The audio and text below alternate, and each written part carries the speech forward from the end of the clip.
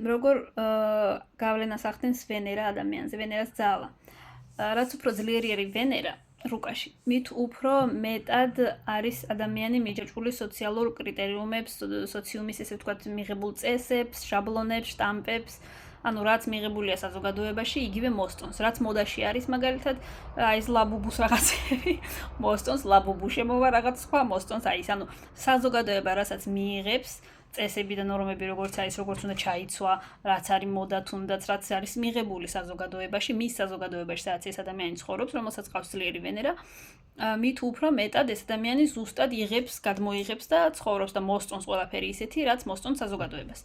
შესაბამისად, ქცევის მანერა, როგორი ადამიანი უნდა მოეწონოს, როგორი უნდა იყოს მისი ქორწინება, ყველაფერი დამოკიდებულია იმაზე, თუ როგორ მოსწონს ხალხს და იგივე საკეთებს, როგორც მოსწონს ხალხს. ანუ როდესაც ადამიანს ყავს სუსტი ვენერა, ამ შემთხვევაში პრობლემა არის სოციუმში, იმიტომ რომ ეს ადამიანი ვერ რეალიზდება სოციუმში, უჭირს ხალხთან ურთიერთქმედება, იმიტომ რომ სოციუმის ეს ძალიან ხედავს მინუსებს, ძალიან ისე ნათლად, კონკრეტული სოციუმის პრობლემებს ხედავს ნათლად და დადებით იმდენად არ ამოდის ზედაპირზე, უფრო ხედავს მინუსებს.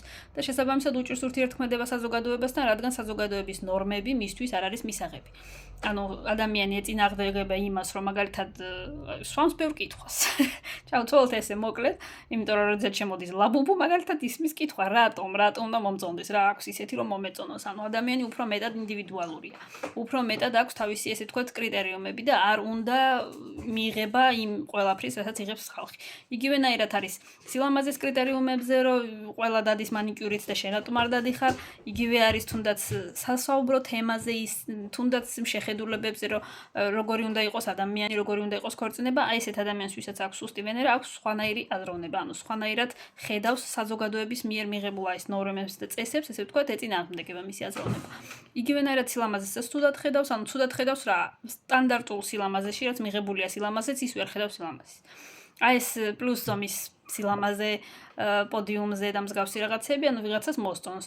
აი ეს გოთიკური, ანუ ძალიან ისეთი ტატუირებული, განსაკუთრებული, აი ისეთი, რაც საზოგადოებისთვის მიიჩნევა, რომ არ არის ლამაზი, მისთვის, ვისაც დაზიანებული ვენერა ხავს, არის ლამაზი და მისაღები. აი ამაში არის სხვაობა, ანუ შენ სოციალურ დონეს, რამდენად შენ ხარ სოციალიზირებული გარემოში განაპირობებს იგივენაირად ვენერაც, თუმცა არა მხოლოდ ვენერა